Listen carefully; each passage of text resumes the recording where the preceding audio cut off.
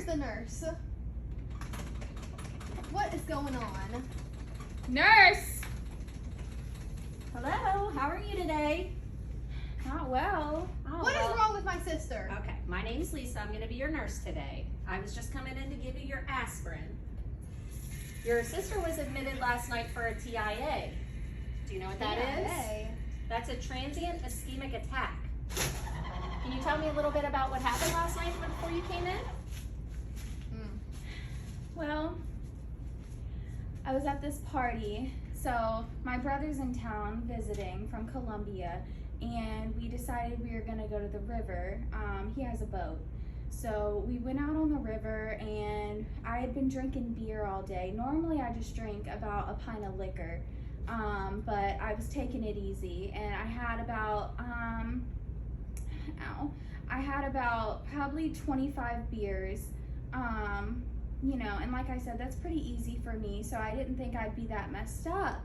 And he was giving me some cigarettes, and normally I only smoke my vape, but I was smoking some cigarettes, Marlboros, and yeah, all of a sudden I was just feeling really messed up, and I was like, maybe it's because I'm smoking these cigarettes and not my vape, and but then I was like, but I only had like 20 something beers, you know, so I was hanging out, and then all of a sudden I felt like I was having trouble speaking, you know, like I was real messed up, and then I like lost my balance, and because I was having trouble seeing too, and people were like, Jenna, you're real messed up, and I'm like, no, I'm not, because you know I can handle my alcohol. And I was thinking maybe he had put something in the cigarette, but it turns out I fell, and I must have hit my head, because I got this bandage on here. Y'all must have put this on me when I was like asleep or something, because I don't even remember this happening. But yeah, I don't really know what happened. Okay, well, when you came in last night, they did a CAT scan, and they diagnosed you with the TIA that we just talked about. So you did fall and hit your head, but that's not what you're admitted for. And your symptoms did resolve, so you are gonna go home today. But, so you just said a lot of things about your medical history that's concerning, because what's gonna happen is you're gonna have this happen again. You're gonna have another TIA, or it could get worse, and you could have an embolic stroke or a thrombotic stroke. What are those? Okay, so I do see here that in your history that you also have AFib. Have you been taking your medications? She don't take those medications at all. I can't keep up with those things. Okay, so you're also not taking your medications. So you have the risk of an embolic stroke because of your AFib, and you're not taking care of your medications. A blood clot could form in your heart because of your AFib, and it could go up to your brain and cause a stroke. And the other stroke that you could have is the thrombotic stroke, and due to your history of your smoking and your drinking, and I also see you have diabetes that you forgot to mention about. Yeah, well, every time I mention that, they ask, have you been monitoring your blood glucose, this, that, the third. I don't like finger pricks. I don't like putting nothing in my body except alcohol and things that make me happy.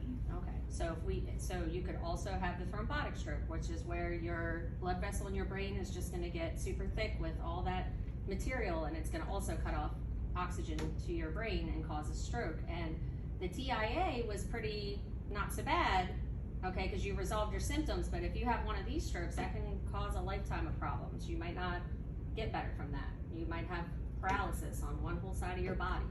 Oh, that ain't cool. Right. So we need to get these risk factors under control that we're talking about before you leave. So I'm gonna recommend that we do some smoking cessation. So I'm gonna give you information on that so you can start to quit smoking. Okay, you're gonna need to start exercising. Okay, you're supposed to do 30 minutes a day, 5 days a week.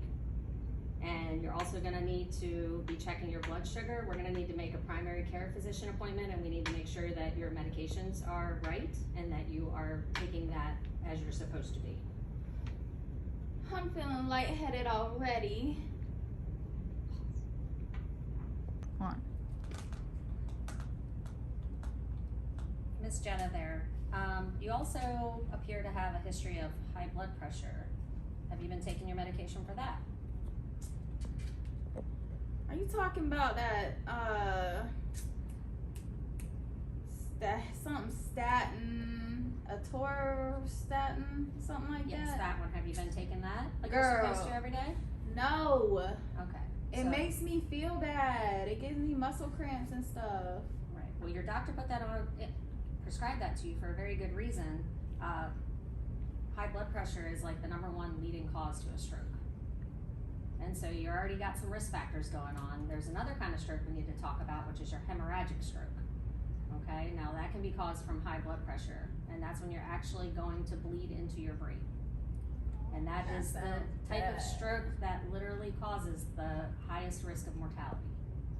So I could die? You could die. You have a lot of risk factors that need to be fixed. Oh man. So we're gonna need to make sure that we get you all the information, and you need to follow up with your doctor on getting all these meds checked, and you need to start being more compliant with your medications. This little TIA was one little incident. You keep up this behavior and you're gonna be back with a much worse stroke. So this was like This a was not a warning stroke. or something. This is a warning, correct. So I was in here, Sign so from God. I knew I knew it. the doctor prescribed aspirin. Can you pause? Okay, so do you feel like I answered all the questions that you were asking? Do you guys understand what the TIA is?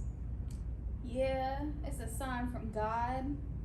Will she have more medication to take now? She does. I'm getting ready to talk to you about that. That's why I came in anyways. And even though you rang the call bell, we're gonna give you your medication, and you're clear about your modifications that you need to make on top of the new medicine that I'm about to give you. And Yeah. we're gonna make I sure can't that have fun anymore. Well, that's not true, but we need to change some things in your life to make it better so you don't end up with the other strokes that we talked about. So the doctor has put you on 81 milligrams of aspirin, and this is to prevent, do you know why he gave it to you? For my hangover? No. So since you had the TIA, this is an antiplatelet, so that way it prevents the blood clots from forming, so that way you don't have a further incident. Dope. Okay? All right, so can you tell me your name? Jenna Maddox. And can you tell me your date of birth?